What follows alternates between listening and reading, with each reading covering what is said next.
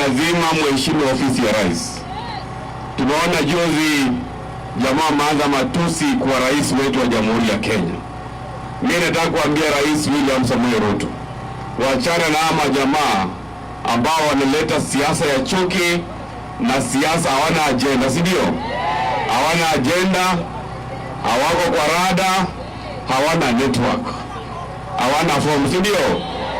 Mimi naambia Rais William Samoei Ruto ya kwamba wachana na ama jamaa ambao hawana agenda.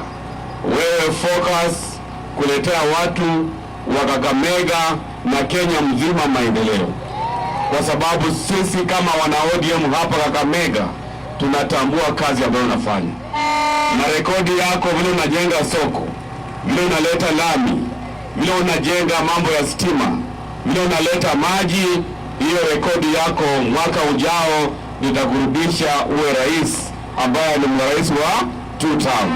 So ama jamaa wa siasa ya chuki wachana nao. Sisi kama wana ODM, sisi hapa Kakamega tuko rada na broad-based.